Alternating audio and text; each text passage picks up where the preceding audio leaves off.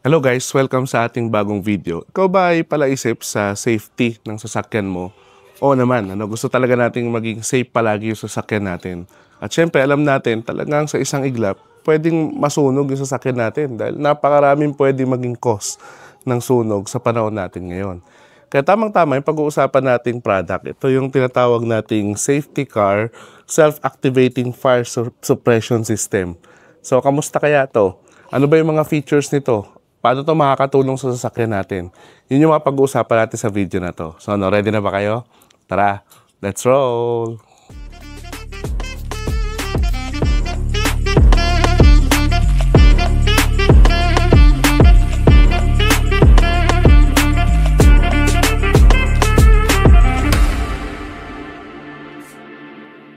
So, bago natin pakita kung paano to kinakabit, guys, pag-usapan muna natin yung mga specs niya.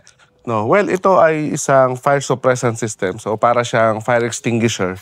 No, may haba tong 2.5 meters, kaya ideal to sa lahat ng klase ng sasakyan. So, paano ba siya nag-work? So, ito ay para siyang hose na, yun nga, 2.5 meters. Ikakabit natin sa loob ng hood ng sasakyan natin or sa may engine bay area. At kapag na-detect niya na 120 degrees Celsius and above na sa ating mga engine bay, which is super above na yun sa normal operating temperature ng ating sasakyan, kusa siyang puputok para masuppress or lumabas yung mga fire suppressing agent na meron siya. At ang maganda sa kanya, guys, no, walang wiring to kasi ilalagay nyo lang siya sa inyong engine bay at okay na siya. Pwede nyo na siyang kalimutan na nandun siya kasi automatic na siyang mag-activate.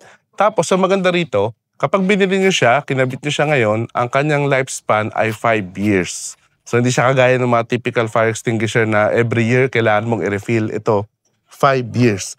Lightweight din siya, no? Around 1 kilo lang to. Kaya hindi siya talaga makaka-apekto sa sasakyan natin when it comes sa performance. Cost-effective. At ang maganda sa kanya, non-toxic yung kanyang mga fire suppressing agent. At ganoon din, safe siya sa mga electronics ng ating sasakyan. So, curious ako kasi first time ko lang din makakatry ng ganitong product. So, buksan natin yung laman niya, guys, para makita natin kung ano ba yung kasama sa kanyang box. So, ito siya. Madali lang naman siya buksan, no? Very straightforward lang yung kanyang box. So, yan. And then, para siyang pizza eh. Yun ang itsura niya, feel niya, no? Yan, no? Para kayo nag-unbox ng pizza. So, ito yung laman niya. Nakabalot naman siya sa magandang klase ng paper. So, tabi muna natin yung kanyang box, no? So, ito siya. Para siyang, alam niyo yung lagay ng mga damit. Parang ganun. Okay? So, ito yung pinaka-device natin, yung hose niya, na may fire suppressing agent. Tingnan pa natin muna yung iba pa niyang laman. Meron siyang mga cable ties na kasama. Meron din siyang, buksan natin, documentations kung paano siya i-install. At meron din siyang rito, sticker na nilalagay kung kailan mo in-install para hindi mo talaga makalimutan yung 5 years lifespan niya.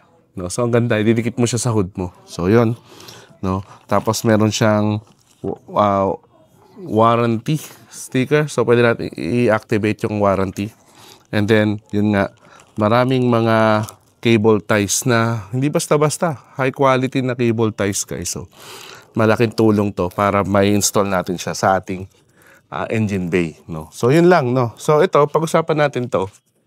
Very flexible hose siya, guys. Mapapansin nyo yun, no? Transparent siya.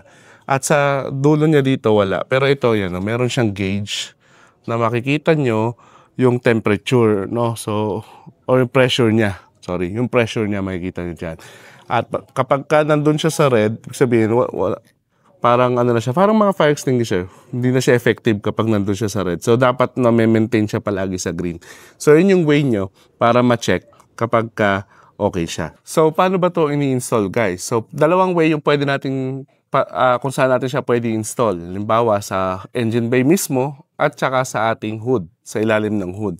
Pwede natin gamitin nga itong mga cable ties na kasama. Reusable to kaya maganda sa kanya. Hindi kagaya ng mga ibang cable tie pag pinutol mo, kailangan mo na siyang putulin para matanggal. Pero reusable yung mga cable tie nila. Ang advice nila sa atin, guys, kung ilalagay natin siya sa mismong engine, ilayo natin siya sa mga moving parts. No? Halimbawa yung mga pulley, dapat malayo siya doon kasi pwede yun makaapekto, makasira doon sa mga sa hose niya. At ilalayo din natin siya doon sa mga sobrang init na part like yung mga exhaust manifold, radiator, no? Ilalayo natin siya kasi baka sumobra yung init noon, akalain nito may fire kasi nga pinsan baka lumampas sa 120 degrees yun, mag-release kusa yung suppressant natin.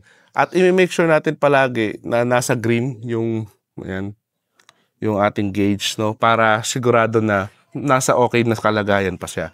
So once na ma-install mo siya, lagay mo yung sticker, no, kung kailan mo siya in-install para hindi mo makalimutan, makita mo kung 5 years na siya or above. So very simple lang yung way ng pag-install niya. Wala ka talagang gagalawing wiring. Kaya hanggat maaari, kaya na natin tong i-DIY install. Pero yun nga, kung alanganin pa rin tayo, pwede natin pa-install sa mga professional. Okay, so yun siya guys, pagka-install. Not the best craftsmanship, pero nagawa na natin. Diyan ako nag-decide na ilagay siya sa bandang hood ng ating sasakyan para hindi siya masyadong, para engine bay natin, malinis pa rin. So yun siya guys. So, yun lang guys, no, yung process ng installation nitong safety car, no, self-activating fire suppressant system natin. So, marirecommend ko ba siya sa inyo? Well, definitely oo, kasi talagang sa Pilipinas, napakainit ng weather. At saka, lalo na kapag summer, di ba, prone talaga na hindi lang mag-overheat. Minsan, nasusunog pa talaga yung sasakyan sa atin, di ba? Marami tayong nakikita sa balita or sa kalsada talaga na nasusunog yung sasakyan nila. Ang maganda rito, no, wala siyang kailangang wiring na ikabit, napakadali niyang i-install. Kahit kayo mismo, kayang-kaya niya itong install, kagaya ng pinakita ko kanina. Tapos, long lifespan siya, 5 years. No, so, sulit na sulit. So, once na bumili ka nito, kabit mo siya sa sasakyan mo, kahit nga makalimutan mo na nakakabit siya, basta 5 years, no, ang tatagal ng lifespan niya. Automatic din, di mo na siya kailangang pindutin or kung ano man. Minsan, kahit nagsisimula pala yung usok, no, basta na-detect niya na 120 degrees Celsius and above na yung temperature sa engine bay natin, kusa na siyang mag-activate at safe na safe. So, ibig sabihin, hindi na talaga aabot sa punto na magpapanik ka kasi nakikita mo na yung apoy sa engine bay mo. Kusa na siyang magsusuppress ng fire, o di ba? Kaya para sa akin, worth it na investment to. At hindi naman talaga siya makaka-apekto sa performance at saka sa aesthetic ng engine bay natin. No? Kung mas maganda pa ang pagkaka-install mo kaysa sa ginawa ko, magiging makakadagdag design pa to sa engine bay mo, di ba? So yun, just remember lang, every 5 years, palitan natin siya. So kaya definitely marirecommend ko to sa inyo. So kung gusto niyo magkaroon ng ganito, ng safety car na self-activating fire suppression system, click nyo lang yung link sa description box para maka-avail kayo nito. So, yun lang guys, no? Yung gusto kong i-share sa inyo about safety car self-activating fire suppression system sa ating sasakyan. So, kung nakatulong sa iyo yung video na to para magka-idea ka sa device na to at kung ano yung purpose niya, click mo na may like button. At kung di ka pa nakasubscribe, click mo na yung subscribe button at notification bell para updated ka sa mga latest happenings sa ating channel. So, till next videos guys, always remember, drive safe and enjoy!